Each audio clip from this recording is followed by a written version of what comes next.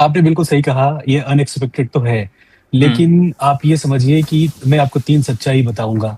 जी। एक, दाम straight of Hormuz से लिंक्ड है, ठीक है? क्रूड 70 से 115 तक चला गया है और ये हम 85% ऑयल इंपोर्ट करते हैं, जैसा मैंने कहा था। और ये वॉर शॉक है, इलेक्शन का इश्यू नहीं है। दूसरा, गवर्नमेंट ने एक्साइज़ ड्यूटी कम भी किए हैं, हम्म। ₹10 का कम किया था पहले। और जब दुनिया के बाकी देशों में हम 30 से 50% तक इंक्रीज देख रहे हैं, इंडिया में सिर्फ 5% बढ़ा है।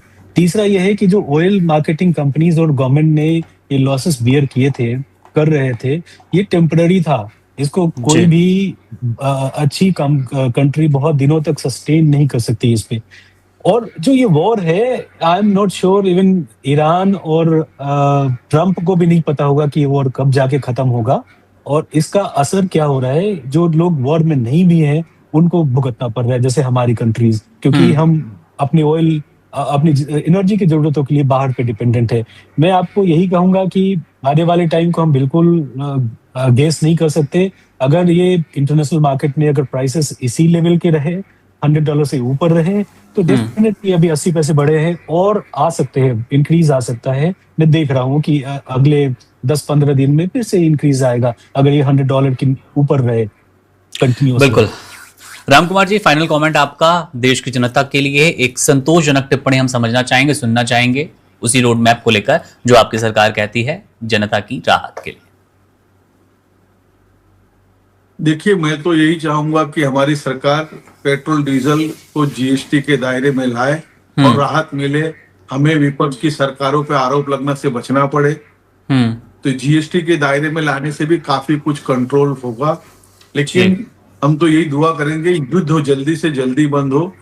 और ट्रम्प चाचा को कोई चिंता नहीं है, उनके हम्म। पास वेनेजुएला है और रिलायंस को भी वहां उन्होंने बुला लिया है, रिफाइनरी लगवा दी है टेक्सास में। तो उनकी चिंताएं कम है, वो पूरे देश को परेशान करना चाहते हैं।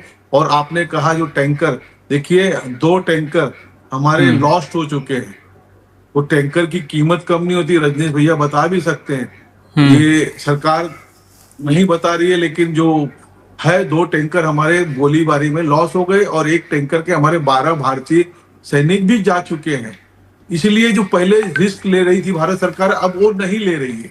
जी। ईरान छोड़ रहा है, लेकिन अमेरिका हमारे पीछे पड़ा है।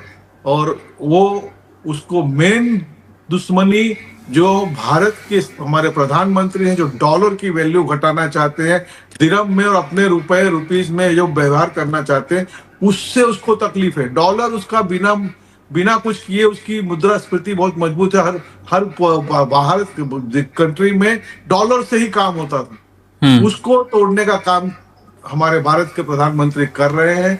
तो ये वो समय नहीं है, इस समय समझदारी वापरनी चाहिए। मैं अपने रजनीश भाई अगर गलत हो तो बता देना, लेकिन ये समय नहीं है कि डॉलर को झुकाने का। और डॉलर को झुकाते झुकाते कहीं हम न झुक जाए। बिल्कुल। मैं आपसे भी सर, मैं रजनीश जी, आखिरी कमेंट में समझना चाहूंगा देश की जनता के लिए और पेट्रोल डीजल के उस कंज्यूमर्स के लिए जो इस बढ़ती कीमत से हैरान है, परेशान है। कोई राय, कोई एक ऐसी सीख जो किसी भी तरह से राहत दे सके। मैं राम कुमार जी की बात से बिल्कुल सहमत हूँ।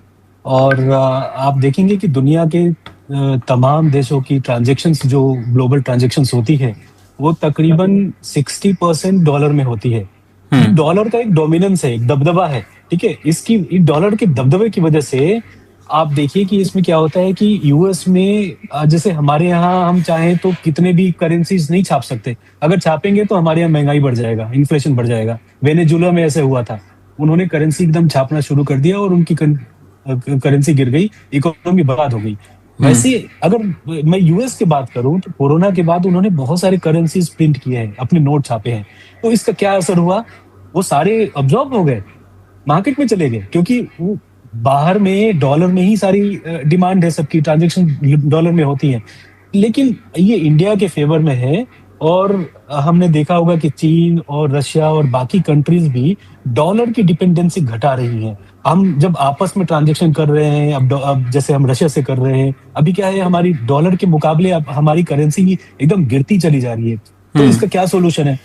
इसका सॉल्यूशन ये होना चाहिए कि हम ट्रांजैक्शन आईएनआर में करें। आप अभी आपने देखा होगा कि 2-3 महीने पहले आरबीआई ने एक गाइडलाइन जारी करी थी, एक एक राहत दी थी एक्सपोर्टर्स को कि आप जो एक्सपोर्ट करते हैं उसका आप रेमिटेंस पहले फॉरेन करेंसी में आया करता था, आप आईएनआर में ही सेटल कर सकते हैं, आईएनआर में लीजिए। मतलब हमारी गवर्नमेंट ये चाहती है और इकोनॉमिक वे में भी, तरीके से भी ये सही है कि हमारी ट्रांजेक्शन, अगर आप सोचिए कि रुपये में होगा तो हमें फॉरेन एक्सचेंज का कोई घाटा होगा ही नहीं। आप जी यूएस के बैलेंस शीट में तो जो कंपनीज यूएस डॉलर में ही डील करती हैं उनको तो फॉरेन एक्सचेंज का कोई घाटा होता ही नहीं होगा। तो ये लोकल करेंसी में डील करने का फायदा होता है जो किया जा रहा है, और ये जरूरत भी है, लेकिन डॉलर के दबदबा को हम कम नहीं कर सकते। बिल्कुल। मैं ये कहूंगा कि जब ये पेट्रोल और डीजल को हम अगर मेरा ये सुझाव है कि अगर इसको जीएसटी के दायरे में आ जाए तो ये तकरीबन 7 रुपए से लेके 15 रुपए तक का बेनिफिट हो सकता है, डिपेंडिंग कि ये क्या 18% वाले स्ट्रक्चर में रखेंगे या 28% में रखेंगे। मतलब अगर हम एवरेज मान लो तो 10 से 12 रुपए तो बिल्कुल इसका फर्क पड़ेगा ही। तो पेट्रोल डीजल के थोड़ा सा अगर रजनीश जी क्लियर कर पाए आप हमारे दर्शकों को, ये सवाल हम जैसे बहुत सारे मीडिया पर्सनल भी समझाने की कोशिश करते हैं, इसके अलावा कई लोग समझना भी चाहते हैं जीएसटी के दायरे में आने के बाद, जो कि राम कुमार जी भी बार बार कह रहे थे कि हमारी सरकार कोशिश करेगी, हम चाहते हैं, आखिर वो क्या सटी, आपने एक अमाउंट बताया लेकिन ये पूरी प्रक्रिया अगर थोड़ा सा आप बता पाए 1-1.5 मिनट में। जी एक टर्म है एड वॉलरम, ठीक है, वो ट्रांजेक्शन वैल्यू के ऊपर प्राइस रेट लगता है। जीएसटी में जो रेट है अभी 5%, एक 12% का रेट हुआ करता था, सितंबर 2025 में उसको हटा दिया गया, अब वो रेट नहीं है। फिर 5%, 18% और 28%। 28% अभी जो सिन प्रोडक्ट्स होते हैं जो समाज के लिए नकारात्मक होते हैं वो 28% के दायरे में अभी भी है, लेकिन ज्यादातर सामान अभी यहाँ पे इंडिया में 18% में के दायरे में है, जीएसटी के दायरे में है।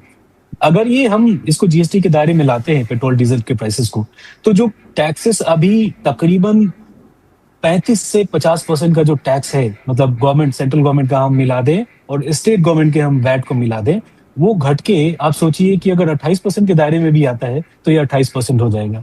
वही मैं बता रहा हूँ कि ये इसका पर लीटर 15 रुपए तक का इम्पैक्ट आ सकता है। वन इंडिया को सब्सक्राइब करें और कोई भी अपडेट मिस ना करें। अभी वन इंडिया ऐप डाउनलोड करें।